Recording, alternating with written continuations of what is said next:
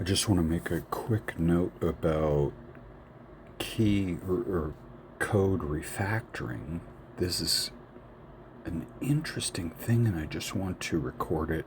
It might be unique in, like in keyboards or something because of the hand shape on this and hand finger dynamics. So, kind of, if I don't record it now, I might have difficulty remembering why I did some of these things. So, like starting with X and G, they are basically the same chord but in reverse.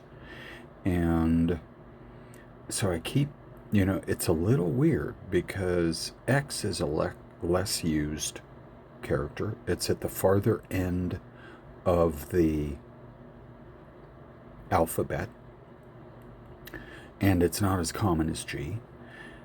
Yet, the way that I have it mapped, X starts at the index, and G starts at the pinky, and then goes to the index. So, G is kind of the reverse of X. Like if the hand has a origin, it would be around the index and the thumb, I think. I think most of us would think that way. The pinky is kind of a base, but I don't think anyone would start a coordinate system of the hand at the pinky.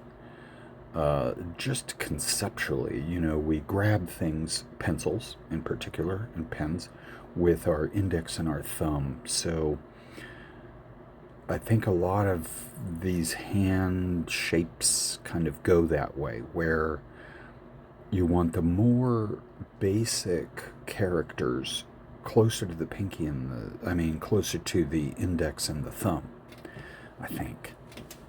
I'm kind of reorganizing the coordinate system as I go along.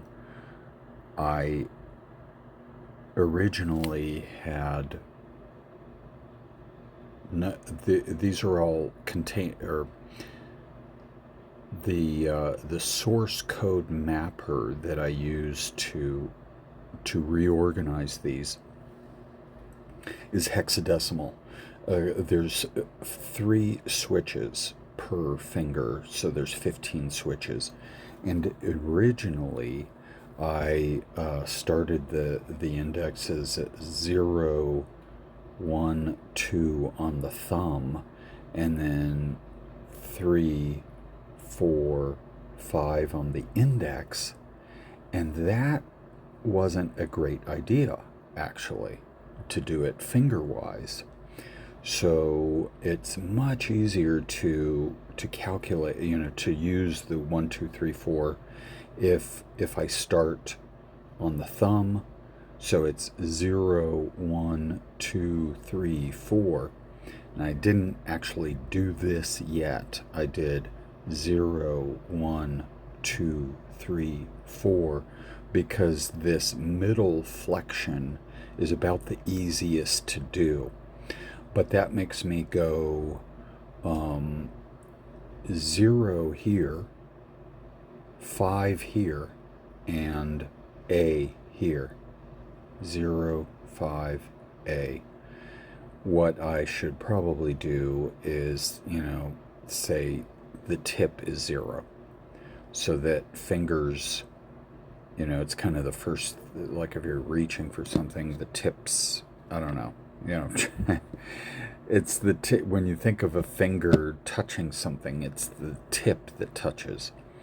And, so it's a little bit of an eyeball type of thing, but it's much easier if I go finger-wise. Hand. If I count across the fingers as the first row, it's, everything in this range is between 5 and 9. Everything in this range is between 0 and 4. Everything in this range is between A and see, and I actually did that the reverse of what I'm going to make it in the future. So, like probably today, because I had to write a script. I had to write a script that will rotate my finger array, you know, uh, and it took a few minutes, and there was some code that I didn't anticipate having to change, so I should probably redo it while it's all fresh in my mind, since it's not 100% automated. Um, but so it's much easier to count with 0, 1, 2, 3, 4, and then 5, 6, 7, 8, 9, and then A, B, C, D, E, than it is to say, what is this number here? It's easier to calculate, well, that's on the 5 through 9 row, so that's 5, 6, 7, the middle one, than it is to go, well, maybe I shouldn't have picked 7 because that was one of the numbers that didn't change. The numbers that don't change are 0, 7, and 15, or E.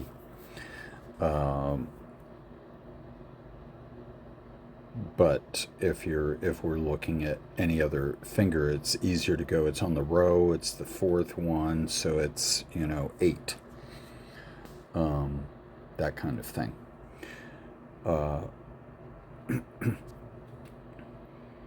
So that is a recent recalculation that I had to do, or reorganization. And the reason I'm doing this is because now I'm practicing rapidly.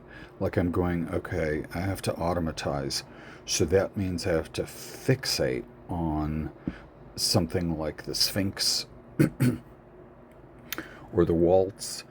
And so I said, okay, I need more pangrams, because one of the problems that I always had with typing, I would learn a phrase that has, ST in it.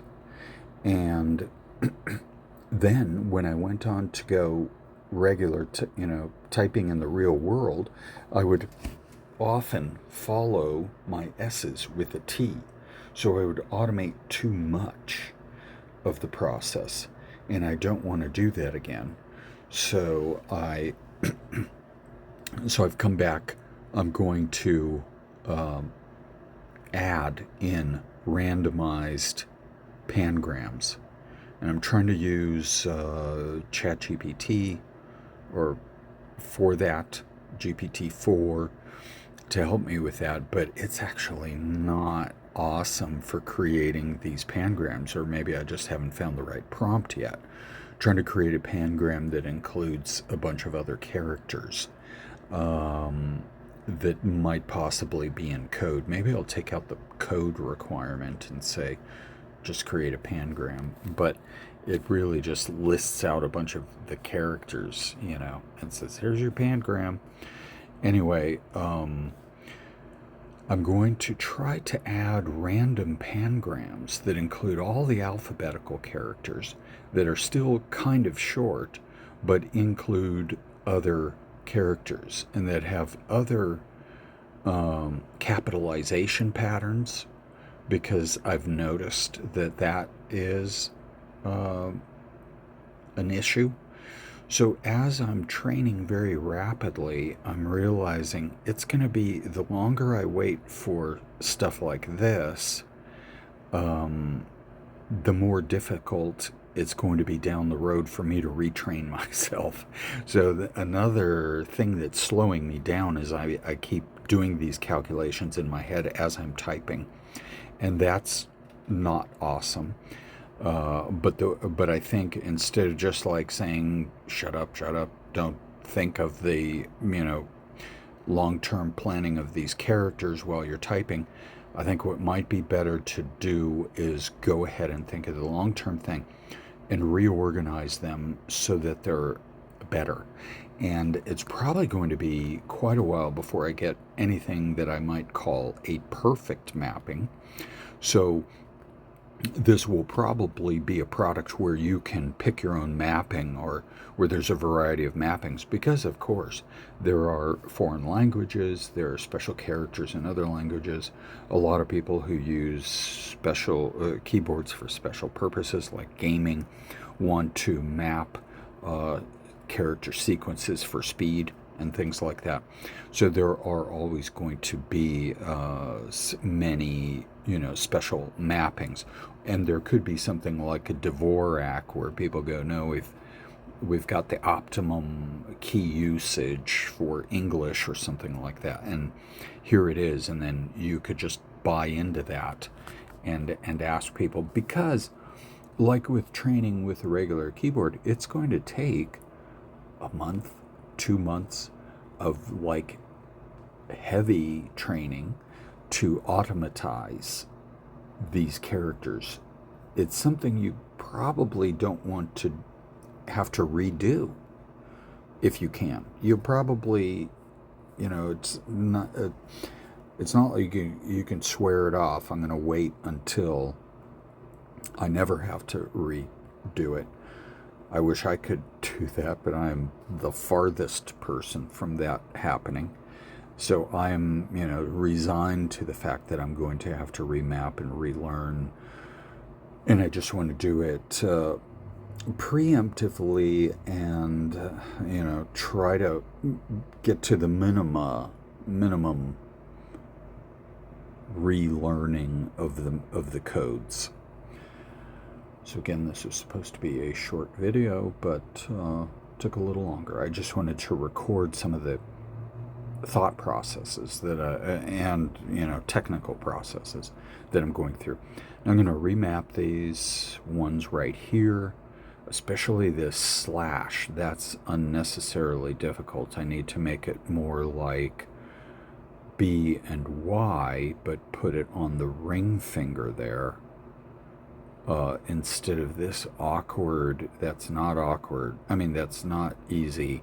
And the slash needs to be easy. It needs to be on the easy end of things. So I can do that. I have a lot of open character combinations that aren't used. So it's really, it's a bit of a process to figure out what is easy on the hand. It's not an easy way to calculate mathematically or through regex expressions or anything. If the finger is next to this, maybe I will with these new numbers because of the order. I could say if the second,